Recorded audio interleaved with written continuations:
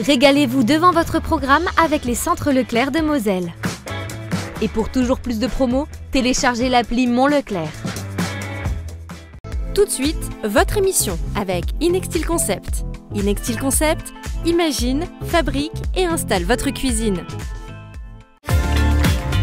Divertissez vos émotions avec le Casino 2000 de Mondorf-les-Bains.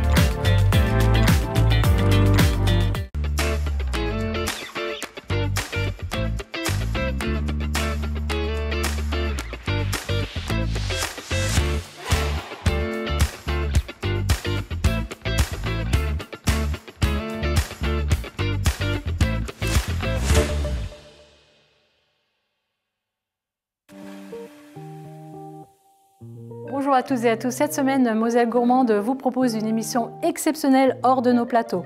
Alors nous sommes au Casino 2000 de Mondorf-les-Bains pour une occasion particulière, les 40 ans de ce lieu. On y trouve forcément des machines à sous, une très belle salle de spectacle, un hôtel, mais aussi des endroits de restauration, comme le restaurant La Brasserie, le Purple Lounge, mais aussi le magnifique restaurant gastronomique Les Roses, où je me trouve actuellement. Cet établissement est dirigé par le chef François Jagu. Je vais d'ailleurs le rejoindre tout de suite. Bonjour François. Bonjour René-Anne, bienvenue. Merci, cette fois-ci tu nous accueilles dans tes cuisines. Exactement. Très gentil. Alors on se permet donc de se tutoyer parce qu'on se connaît depuis déjà quelques années. Tout à fait.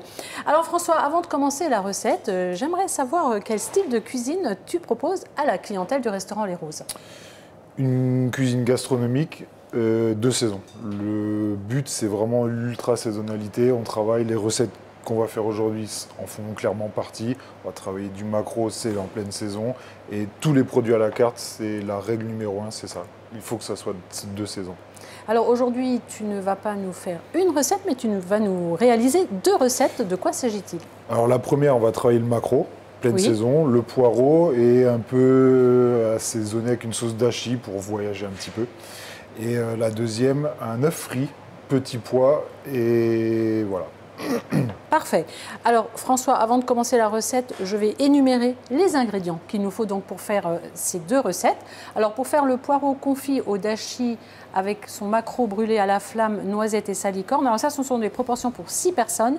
Il vous faut 6 maquereaux, 6 poireaux fins, 50 g de sauce dashi, 100 g de noisettes, 50 g de salicorne, 10 centilitres de vin blanc, du poivre, du sel, du laurier et de l'huile de sésame. Et pour faire l'œuf bio frit avec sa soupe de petits pois, ricotta et miso, il vous faut 6 œufs bio, 300 g de chapelure japonaise type panko, on verra tout à l'heure ce que c'est, 300 g de petits pois, 300 g de ricotta, 50 g d'huile d'olive, 60 g de pâte miso et de la fleur de sel et du poivre du moulin. Voilà. Alors nous allons attaquer par la recette avec le poireau et les maquereaux. C'est ça, on va attaquer la première. Alors, poireaux, maquereaux, la première chose qu'on va faire, c'est les poireaux. D'accord. Pour question de temps, j'en ai préparé un petit peu. Oui. Le résultat final, c'est ce qu'on va obtenir, c'est ça. Très bien. Ultra confit, très cuit. Tu peux nous expliquer un peu comment tu as procédé? Alors, bien sûr, pour faire ça, on prend les poireaux. On va se couper des petits tronçons. Alors l'idée c'est vraiment des confire type poireau vinaigrette. On a tous fait des poireaux vinaigrette à la maison. Donc on prend nos poireaux, on fait une petite botte. Okay. Donc on prend que le côté blanc. Que le côté blanc. Est-ce que tu réutilises après le... On peut utiliser, c'est juste qu'après, voilà, là j'ai coupé un peu plus long. Mais alors oui, on va l'utiliser pour faire un peu de friture dessus pour apporter un tout petit peu de croquant, je vais vous montrer. Et après, on peut le réutiliser. C'est un peu moins joli, mais ça fonctionne, c'est quand même très bon. Donc là, le blanc, c'est vraiment la question d'esthétique. Et là, on le ficelle, donc on y va. On serre vraiment assez fort parce qu'à la cuisson, bah, forcément, ça va réduire un petit peu et ils vont bouger. D'accord, donc on ficelle. On se fait un petit paquet qu'on va mettre en cuisson. Donc de l'eau bouillante, salée, une grande quantité d'eau. On peut mettre une petite branche de thym, une feuille de laurier, un peu de poivre. Pour donner un peu de goût à tout ça. Un peu de goût, voilà. Et on va plonger ce petit paquet dans notre eau bouillante. Une fois que ça bout, on réduit l'intensité, on cuit à frémissement pendant au moins 30 minutes. Alors ça va vraiment dépendre de la taille des poireaux. Taille des poireaux, tout à fait. Là, il faut au moins quand même 30 minutes, c'est un minimum. On met un petit poids dessus, un petit couvercle un peu plus petit que la casserole ou une assiette à l'envers pour que ça soit bien immergé. Surtout. Sinon, ils vont flotter et ça va... D'accord. Et tu vérifies comment la cuisson après, c'est en fonction de la résistance, on pique avec un couteau. C'est ça. Alors visuellement, on voit tout de suite que c'est très cuit. Et avec le couteau, de toute façon, il n'y a pas de... On voit tout de suite si c'est cuit. Il faut vraiment que ça soit ultra fondant. Ok, très bien. Bon, une fois que nous avons fait cette étape, on va passer à l'étape du maquereau. C'est ça. Alors, les maquereaux, les plus courageux, on les lève. Voilà. Sinon, on peut le faire lever par son poissonnier. Oui. Nous, on va en prendre un joli. Alors, par exemple, si moi je vais aller acheter mon maquereau chez un poissonnier, est-ce que tu as des trucs et astuces pour vérifier que ce poisson est bien frais? Alors, il faut qu'il soit brillant en général. C'est ça. Le critère numéro 1, brillant, qu'il luise un petit peu, que les yeux soient aussi brillants. C'est vraiment le critère numéro 1, on va dire. Très bien. Donc là, tu l'as déjà nettoyé. Là, je l'ai déjà nettoyé parce que ça se conserve très ragoûtante, je vous l'accorde. Voilà. Et donc après, si on est droitier comme moi, on pose la tête à gauche. Oui. On prend un couteau, celui qui coupe le mieux de la maison. D'accord. Et on vient jusqu'à l'arête centrale. On ne va pas plus loin, on ne coupe pas plus. Donc de chaque côté. De chaque côté, exactement. Donc juste derrière les... Juste derrière la petite arête, là, et juste derrière l'arête qui est en bas. Ça fait un petit trait dans la diagonale. On va dans la diagonale jusqu'au haut de la tête. On s'arrête là. On pose à l'envers. Et là, on appuie vraiment sur le poisson. Et tout doucement... On suit l'arête centrale. On suit l'arête centrale, voilà. Alors le but, c'est de bien suivre l'arête pour récupérer un maximum de chair. Exactement, le but du jeu, c'est ça. Et une fois qu'on a levé... Comme tu le disais, l'importance du couteau. Oui, c'est plus facile. C'est ça. Alors là, on le voit bien. Donc là, on le voit bien. Alors là, on a cette partie jusqu'au bout, c'est l'arête centrale. On a vraiment là. Ici, on a ce qu'on appelle le ventre. Donc là, on ne cherche pas à couper. On va jusqu'en bas. On laisse les petites arêtes. Et après, voilà, on a un beau filet. On fait la même chose de l'autre côté. Là, c'est la bonne saison aussi pour déguster ce poisson. C'est ça, c'est vraiment... Comme tu le disais au début d'émission, tu respectes le plus souvent possible les saisons. On respecte tout le temps les saisons. Le but du jeu, c'est vraiment... alors, c'est devenu un argument marketing en ce moment, mais chez nous, ça l'a toujours été. Parce que, pourquoi il y a deux raisons bien particulières. La première, c'est que les produits qu'on achète en pleine saison, ils sont de meilleure qualité. Ils sont vraiment au top du goût qu'ils peuvent avoir. Et pour la planète, c'est quand même un peu mieux. Manger des fraises au mois de décembre, ça devient compliqué quand même. C'est très important, c'est vrai. Donc là, voilà, on vient de lever le filet. Voilà. Alors, il y a des petites arêtes encore. Voilà, c'est ça. Donc là, le petit ventre, les petites parties un peu pas très jolies, là, donc on découpe, on part tout ça. Voilà, on part tout ça. Même chose sur celui-ci. Donc jusque-là, c'est quand même assez simple. Non, oui, c'est quand même pour... c'est pas... S'il est nettoyé, rien de dramatique. C'est ce qu'il y a de pire, mais là, ça va. Et après, on va passer à ce qu'on appelle la phase de désarrêtage. Alors, deux solutions. Ou on prend une petite pince à la maison et on enlève toutes ces arêtes une à une. Alors sur le maquereau, pas de chance, il y en a énormément sur toute la longueur. Moi, mais elles sont bien situées, elles sont situées vraiment sur le... Voilà, il n'y a qu'une lignée, elles sont toutes là. Oui. Sinon, la méthode la plus simple, c'est qu'on va nous utiliser aujourd'hui, c'est, regardez, on fait de chaque côté. D'accord. Et là, on n'a plus d'arête. Voilà, c'est top. Ça, c'est la bonne technique. On n'a plus d'arête. Alors sur le maquereau, c'est ultra simple. Et en plus, ça enlève cette partie un peu rougeâtre, pas très jolie. Après, ça dépend si on veut garder tout le filet. Ça dépend ce qu'on veut en faire. Pareil. Nous, ce qu'on en fait aujourd'hui, c'est pas dérangeant. La technique là est très bien. Ça fonctionne très très bien, exactement. Donc là, il n'y a plus aucune arête. Et là, on est sûr qu'il n'y a plus aucune arête. Et on a enlevé tous nos poissons. On va les laisser mariner. On va les laisser mariner, on va les mettre à mariner, exactement. Donc là, j'ai vu dans la progression de la recette, c'est avec du vin blanc. C'est ça. Donc on prend un petit bac, peu importe ce qu'on a qui va au frigo. Donc là, tu découpes encore un petit peu les extrémités. Les petites extrémités, les petites pointes, c'est les parties qui sont un peu moins... Elles vont un peu plus cuire et c'est pas le but du jeu. Okay. Donc là, nos petits filets. On range bien dans un petit plateau. Et après, on va faire un peu de thym. On vient émietter gentiment dessus. Le thym, c'est assez parfumé aussi. Hein, voilà, c'est ça, ça va parfumer vraiment notre vin blanc. Alors, on appelle, c'est une marinade, on est en train de faire, mais à froid. L'idée, c'est vraiment pas de cuire le maquereau, c'est quelque chose qui est très sensible et qui cuit vraiment très vite. L'idée, c'est de le faire une marinade à froid. Donc la feuille de laurier, on la pince pour faire sortir un peu le goût, mais on la casse pas, on laisse juste comme ça. La feuille de laurier aussi, c'est assez puissant au goût, donc avec parcimonie. Oui, hein, avec parcimonie. On a tendance à un peu trop en mettre, c'est facile, c'est une ou deux ou trois ou quatre. Non. C'est deux, c'est déjà presque énorme, largement, exactement. Voilà, donc là, on a les filets. On a les filets. Le thym, le laurier, et maintenant on va mettre un peu de sel. Alors, moi, c'est de la fleur de... Alors, la fleur de sel mélangée avec un peu de piment d'Espelette. Tu es dans la cuisine, nous, on l'utilise comme ça, la fleur de sel ici. Donc là, on fait un petit rappel. On a le filet, la feuille de laurier, le thym et... La fleur de sel. La fleur de sel, voilà. Et maintenant... Un dernier petit coup de moulin à poivre. Si à la maison, on a un moulin, on peut l'ouvrir le plus gros possible, que ça fasse un peu type poivre concassé. Un petit tour comme ça. Et là, on rajoute notre vin blanc, un vin blanc sec. Si possible, de préférence. Et voilà, on mouille à peine à hauteur. Et ça, on va le laisser mariner le temps de cuisson des poireaux. Une grosse demi-heure. Ça suffit. Ça va prendre... Là, on a vraiment le goût puissant du vin blanc, de l'alcool. Donc, il ne faut pas les laisser trop longtemps, sinon ça va cuire. Ok, donc on ne peut pas le préparer la veille, genre le laisser mariner. Non, ça c'est trop long. On prépare 30 minutes max. Hein. On prépare tout la veille, on peut, jusqu'à l'étape du vin blanc. On laisse notre bac et le lendemain, on met juste le vin blanc, on le laisse 30 minutes et on est bien. Bon, alors on oublie maintenant ça un petit peu. Et puis, donc, on va passer à l'étape suivante. C'est donc la friture on va faire des poireaux. Petite julienne de poireaux. Tout à l'heure, on avait parlé de ces poireaux qui restent, la petite partie encore. Ça en fait partie. Donc tu vas nous montrer donc on utilise juste la petite technique pour faire un peu de julienne. On prend même chose, un beau couteau. On coupe jusqu'à la moitié du poireau. D'accord. Pas plus. On s'arrête. Et là, on l'ouvre comme un livre. Ok. Donc on ne le coupe pas en deux. Hein. Non, surtout pas. On coupe juste à la moitié. On enlève la partie centrale qui est un peu plus dure. On appuie bien, on ouvre. Et là, le plus fin possible, avec un bon couteau. Et tout doucement, ça ne sert à rien d'aller vite. On fait vraiment le plus fin possible. Ah, c'est génial. Je ne connaissais pas cette technique. Là, je viens d'apprendre quelque chose. Et on a une belle julienne de poireaux. Alors ça, c'est valable pour... On peut faire plein de choses avec cette julienne. Nous, aujourd'hui, on va la frire.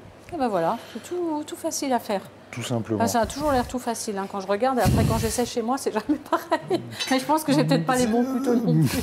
Non, en tout cas, non, la technique est très bien et c'est bien de nous avoir montré ça. L'idée, c'est d'ouvrir jusqu'au milieu. Surtout, on ouvre comme un livre et tout doucement, après, on fait notre petite Et après, on met ça dans l'huile quelques secondes. À la maison, quelques minutes parce qu'on est à 150 degrés l'huile. Ah oui, ça, c'est important. Donc, tout doucement, on la plonge dans notre huile et avec une petite pince ou avec un petit... on mélange de notre friteuse gentiment. Et donc ça donne ça. Et ça donne ça.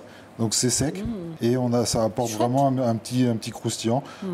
Accru directement, on plonge la crue dans la friteuse et ça nous donne ces petits cheveux de poireaux. Puis en même temps pour l'esthétique, après on verra pour le dressage, ça peut être sympa aussi. C'est exactement ça. Donc une fois que nous avons donc fait cette petite julienne de poireaux, ces petites choses, on a 2 éléments à préparer en dernier. Oui. On va préparer notre salicorne, nos noisettes et 3 et la vinaigrette. Alors allons-y. Donc la salicorne, pardon, on reviendra peut-être tout à l'heure. Alors d'abord, tu veux peut-être commencer par les noisettes. Les noisettes, on les a torréfiées tout simplement. Ça va donner un côté croustillant, un petit côté croquant, un petit côté un peu torréfié, goût de noisette. On prend quelques-unes, on torréfie, donc c'est quoi? C'est dans un petit plat, une petite poêle au four, 180 et 170 degrés. 7-8 minutes, pas plus. On a cette petite peau qui, tu vois, ça s'enlève. Ça s'enlève tout seul après. On prend un petit torchon à la maison, on les jette dedans et on les frotte dans nos mains. Et puis à la fin, ça nous donne ça. Voilà, ces petites noisettes. Donc là, même chose, tout simplement, où on prend un couteau, où on écrase même avec la main. On ne cherche pas à faire... Oui, bon là, il n'y a rien de compliqué. Non, il n'y a rien de compliqué, juste ça, tout simplement. Une petite noisette torréfiée. Concassé. Deuxième étape, la salicorne. Alors, la salicorne. Ça, c'est pas quelque chose non plus de très courant en cuisine. Hein. C'est un peu... alors, on en trouve maintenant. C'est beaucoup plus facile dans les supermarchés. On en trouve que pendant la saison, et la saison c'est maintenant. Ça dure un mois, ça dure un mois. Mi-mai, pardon, jusqu'à fin juin, un mois et demi. Pourquoi? Parce que c'est la période où elle grandit, elle est fine et elle est encore bonne, elle n'est pas dure.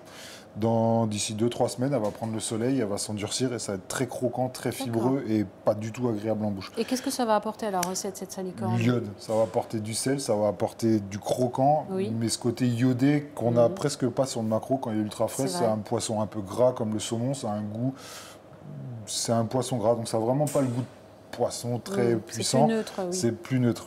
Et donc là, on apporte du goût avec de l'iode et un peu de croquant. Ok. Donc là, même chose, on l'achète ultra frais au supermarché. Oui. Il n'y a rien d'extraordinaire. Alors la salicorne, c'est quand même, on peut le dire, une petite touche bretonne, parce qu'on en trouve en Bretagne, il me semble. Et je rappelle quand même, François, que tu es breton. Et oui. Donc il y a un peu de Bretagne dans ta recette. Il y a toujours un peu de Bretagne dans ma cuisine. Et notamment la salicorne. Je ne peux pas m'en empêcher. Ouais, la salicorne, c'est quelque chose que... D'ailleurs, on le surnomme le cornichon de la mer, c'est ça? Le cornichon de la mer. C'est ça. Pourquoi? Parce que, comme je viens de vous le dire, ça dure un mois. Et après, on ne peut plus en profiter parce qu'il n'y en a plus.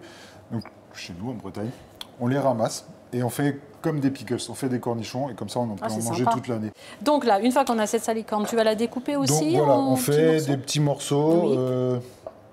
On n'y va pas trop fin. Le but du jeu, c'est d'avoir des petits morceaux, que ça soit un petit peu croquant. Qu'on puisse bien les sentir en bouche après. On fait des petits morceaux d'un petit centimètre de long. Et voilà, on fait juste comme ça. Super. Très bien. Donc là, on a notre julienne de poireaux, les noisettes torréfiées, nos salicornes. Le salicorne, pardon. Et alors là, maintenant... Donc voilà le résultat des poireaux confits, voilà ce que ça donne. Donc ils sont, comme tu vois, ultra cuits, vraiment très confits. Ça se défait même un petit peu. Le but, c'est ça. Là, on ne cherche pas de croquant, on cherche vraiment du goût. Et on les laisse comme ça. Donc une fois qu'on les a cuits, on les sort de l'eau, bien sûr, on enlève la petite ficelle qu'on avait mis, on les laisse comme moi sur un petit plat, voilà, on laisse bien égoutter. On peut même, s'il y a trop d'humidité, un petit sopalin, un petit papier absorbant. Et ça, par contre, on peut le faire la veille ou même un jour avant, ça se conserve très très bien, il n'y a pas de souci. D'accord, très bien. Donc, on a nos poireaux. Donc là, notre recette, elle est terminée en fait. Oui, maintenant qu'on a tous les éléments, on a fait ce qu'on appelle nous en cuisine notre mise en place, on a préparé tous nos petits éléments et on va passer presque au plus qu'au dressage. Alors, moi je découpe en petits tronçons, c'est question d'esthétique, on fait comme on veut à la maison. Moi je préfère comme ça. Donc on découpe des beaux morceaux. Bien droit, bien voilà. Bien rangé. Défaut professionnel de la cuisine. Mais non, mais... Je connais un peu tes assiettes, elles sont toujours très jolies. On fait de la rigueur dans beaucoup le dressage. De précision voilà, c'est ça. Dans le dressage. On apprécie la précision dans le dressage. Donc là, on a tous nos éléments. Notre poireau confit, notre julienne de poireau frit. Et donc là, maintenant, on va passer au dressage? Et on fait notre vinaigrette et on passe au dressage. Il y a encore la vinaigrette, oui, tout à fait. Notre petit maquereau qui est en train de On mariner. récupère le jus. On va récupérer un tout petit peu du vin blanc. Ah oui, pas cuillère. Non, pas tout. L'idée, c'est 2 petites cuillères, ça suffit amplement. On rappelle que c'est du vin blanc sec. Voilà, vin blanc sec, il est cru, donc ça a vraiment du goût, c'est assez puissant, donc on n'y va pas. Voilà, on y va vraiment très très doucement. On va rajouter notre sauce dashi. Alors, sauce dashi, c'est un produit utilisé au Japon, c'est comme du vinaigre chez nous. D'accord. C'est de la sauce soja et un bouillon de légumes avec des copeaux de bonite, donc les copeaux du thon.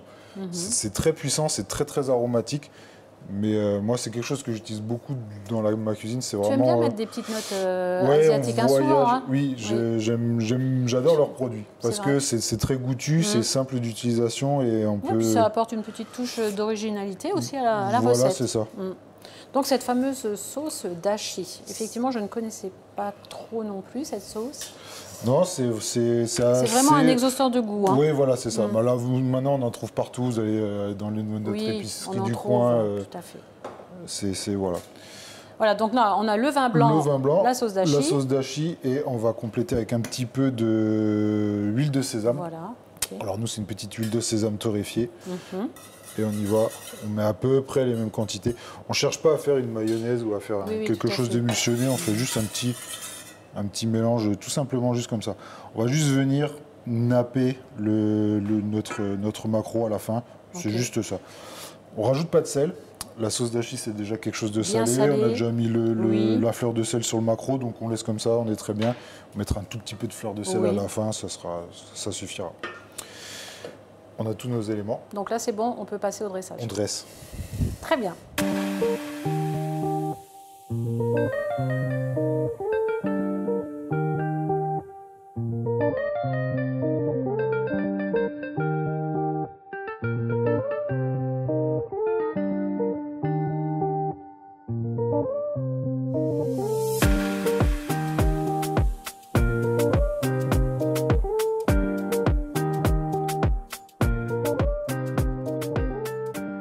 Alors François, on va passer à la deuxième recette, donc l'œuf bio frit. C'est ça. Une petite recette très simple, printemps, été, c'est très agréable. 3 grands éléments. Ricotta assaisonné avec de la pâte miso, ça c'est le plus simple. Le soupe de petits pois, on va blanchir des petits pois très cuits, mixés au blender. Et la petite partie un peu technique, les œufs frits. On va cuire des œufs 5 minutes 30, on les refroidit, on les écale et on les panne à l'anglaise. Très bien. Alors là, on le voit bien, hein, donc cette fameuse soupe de petits pois, on va peut-être commencer par ça. C'est ça. Alors tu nous expliques un peu comment tu procèdes pour faire cette belle soupe? On a procédé une grande casserole d'eau bouillante, salée. Oui. On plonge nos petits pois frais dedans. Oui. On les laisse cuire au moins 5-6 minutes en fonction de la taille. Ceux-là, ils sont assez gros, ils sont assez jolis. Au moins 7 minutes, on va dire. Une fois qu'ils sont bien cuits, bien purés, on les refroidit dans une glaçante. De l'eau, vraiment quelques glaçons ou très très froides pour fixer la chlorophylle, pour avoir ce rendu avec cette belle couleur verte. Ouais. Donc c'est ça qui fait cette couleur exactement, qu'on a gardé notre couleur. Une fois qu'on les a refroidis, on les égoutte. On les passe au blender, on les met une petite girafe à la maison si on n'a pas un petit mixeur plat. On mixe, on rajoute un petit peu d'eau de cuisson, encore un peu chaude, pour liquéfier. L'idée, c'est un petit peu crème anglaise, le résultat final. En tout cas, c'est ce que l'idée. C'est ça, c'est d'avoir une petite soupe assez, pas trop épaisse, pas trop purée, mais une petite crème anglaise assez liquide. Voilà, c'est ça. On assaisonne sel, poivre, tout simplement. Et c'est vraiment très simple à réaliser. C'est super simple à réaliser et on peut surtout le faire la veille. Ça pose aucun problème, ça se garde très très bien au frigo, il n'y a aucun souci. Alors François, maintenant, on va passer à une étape très importante dans la recette, c'est la cuisson des œufs. C'est ça. Parce que tu vas nous réaliser des œufs mollets. Oui, donc œufs frits, il faut d'abord faire des œufs mollets, tu as raison. Donc la première chose, on cuit nos œufs mollets, donc eau bouillante, non salée, et on plonge nos œufs dans l'eau, on les cuit 5 minutes 30. Une fois qu'ils sont cuits, on les refroidit aussitôt, un peu le même principe que les petits pois, et on les écale. Bon, c'est la petite partie un petit peu délicate, on y va doucement pour avoir des œufs le plus lisse possible, mais 5 minutes 30, ça se fait très bien. Alors c'est vrai que là, il faut faire attention peut-être de ne pas préparer la veille parce qu'après, s'ils sont froids, hein, c'est un peu délicat. C'est compliqué, c'est la seule chose, on est obligé de les faire, ou alors on peut les faire la veille, mais il faut les écaler tout de suite. Mais alors 5 minutes 30 secondes, c'est vraiment très très précis. Pourquoi c'est 30 secondes? Parce que moi je pensais que c'était 5 minutes. Alors ça nous laisse une petite marge, 5 minutes, c'est un vrai œuf mollet qu'on mange dans la coquille.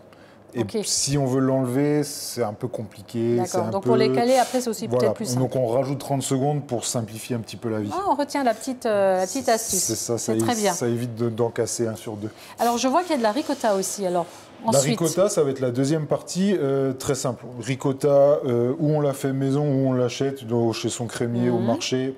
On prend notre ricotta. On écrase légèrement. Oui. Un petit tour de moulin à poivre, un filet d'huile d'olive.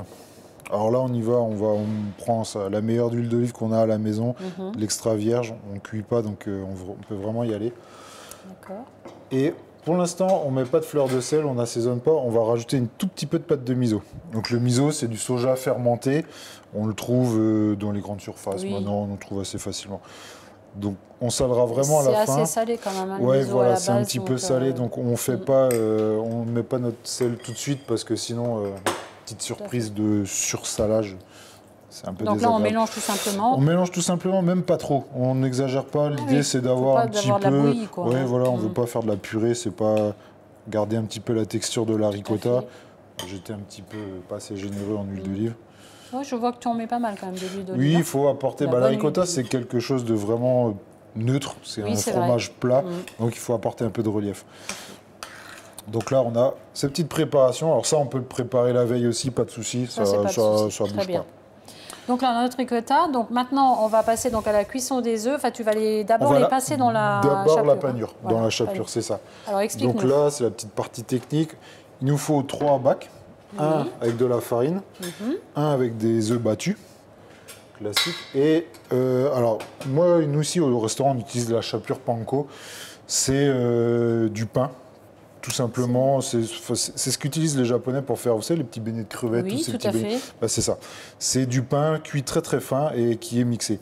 Après, si on n'a pas de panko, de la chapelure classique, oui, on peut prendre un pain rassis, on mixe, il n'y a aucun problème avec ça. On prend un œuf, on le roule dans la farine délicatement. Alors, on choisit plutôt une farine neutre. Est-ce qu'il faut la tamiser? Non, pas utilité. Simple farine neutre. L'idée, c'est vraiment pour faire accrocher l'œuf. Donc, pas de goût, pas de farine particulière. Après, si on n'a que ça, une farine de pois chiches ou de quoi que ce soit à la maison, ça fonctionne aussi très bien. Il n'y a pas de... Et donc là, on le plonge dans la farine. Dans la farine, on le tapote un peu bien avec les mains pour enlever le surplus. Dans l'œuf battu, on va le chercher avec une petite cuillère, toujours délicatement. Et on le plonge dans notre chapelure panko. Donc là, on le recouvre complètement de cette chapelure. Voilà, c'est ça. On porte une belle attention à ce qu'il y en ait vraiment partout. C'est ce qu'il y a de plus important. Parce que sinon, ça fait des petits trous à la cuisson. C'est pas joli. Et ça peut exploser. Une fois qu'on a ça, on recommence une deuxième fois. On refait cette opération. 2 fois, voilà. Mais donc sans la farine. Sans la farine. La farine, c'est vraiment la première fois. Voilà, et là, à nouveau dans la chapelure. À nouveau dans la chapelure. Et on fait vraiment attention de bien en mettre partout. Oh, ça, c'est quelque chose qu'on peut faire avec les enfants, c'est super. Et donc là, après, une fois qu'on a fait cette étape-là, on n'a plus qu'à mettre l'œuf dans l'huile. Dans la friteuse, dans la friture, exactement. Et alors, quelle température tu 180 degrés. Oui. 180 degrés et 1 minute 30. Il faut vraiment... Non, pas plus. Il faut que ça soit légèrement caramélisé quand même. Voilà, ça commence à colorer, on l'enlève. L'idée, c'est faut que ça soit moelleux et mollet à cœur. Donc quand on le coupe, il faut que ça coule. Donc si on continue trop, ça va être un œuf dur. D'accord, donc là, il faut quand même maîtriser la cuisson, faire attention. C'est ça, il faut y aller tout doucement. Alors à la maison, dans la friteuse, pas de souci, ça fonctionne très bien. Très bien. Bien, écoute, je te laisse faire cette petite opération. Oui. Tu nous fais encore un beau petit dressage et on se retrouve avec les 2 réalisations de cette émission. Tout à l'heure. Merci.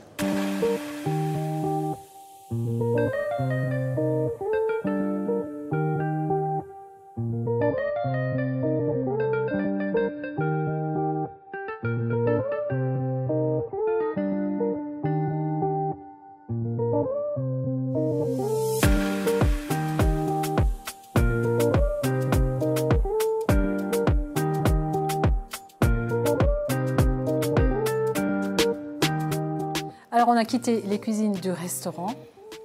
Pour venir en salle. Voilà, après c'est le meilleur moment, la dégustation. Exactement. François, alors là on se trouve vraiment au cœur du restaurant, c'est vraiment magnifique. Et d'ailleurs ce restaurant a été complètement refait il n'y a pas très longtemps. Hein. Non, juste 2021, il a 2 ans, on a refait, comme tu peux constater, tout. C'est vrai, c'est très bien, c'est très joli. Du sol au plafond, on a profité du temps où on était fermé pour faire tout ça. C'est vrai, c'est cosy, c'est design, il faut vraiment venir, c'est chouette. Alors on va revenir à nos réalisations, enfin à tes réalisations plutôt. Tu nous fais un petit rappel de ce que tu nous as réalisé? Donc notre première recette, le maquereau brûlé à la flamme, nos poireaux confits au jus de dashi, la salicorne et les noisettes. Et notre second plat, l'œuf bio frit, la ricotta et la soupe de petits pois au miso. Voilà, alors on voit aussi ces petits pousses de petits pois parce que pour continuer le petit pois jusqu'au bout. Et le pouce de petits pois que j'achète chez Axel et Aurel, 2 jeunes qui ont monté une société sur Thionville et qui font pousser plein de petits micro-végétaux et micro-pousses qu'on utilise beaucoup chez nous ici sur tous les plats de la carte. Et je voulais les mettre en avant parce qu'ils font un joli travail. En tout cas, c'est très joli dans l'assiette, vraiment de très belles assiettes. Alors l'émission s'achève. On a passé un excellent moment avec toi, François. Merci, vraiment, c'était très sympa. J'espère revenir peut-être une autre fois pour une recette. Ou alors, toi, tu viendras chez nous, dans nos studios. Avec grand plaisir. Merci beaucoup. Merci à toi. Si vous voulez revoir l'émission, éventuellement refaire les 2 belles recettes de François Jagut, eh bien, vous allez comme d'habitude sur notre site Moselle TV. Je vous souhaite une très belle semaine et on se retrouve évidemment comme d'habitude samedi prochain avec un nouveau chef et sa recette. Bonne semaine.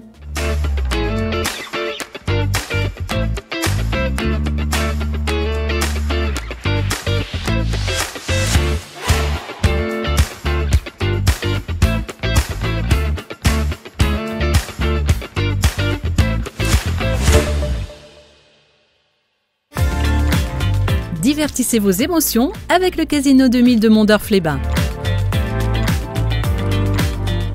Tout de suite, votre émission avec Inextil Concept. Inextil Concept, imagine, fabrique et installe votre cuisine. Régalez-vous devant votre programme avec les Centres Leclerc de Moselle. Et pour toujours plus de promos, téléchargez l'appli Mon Leclerc.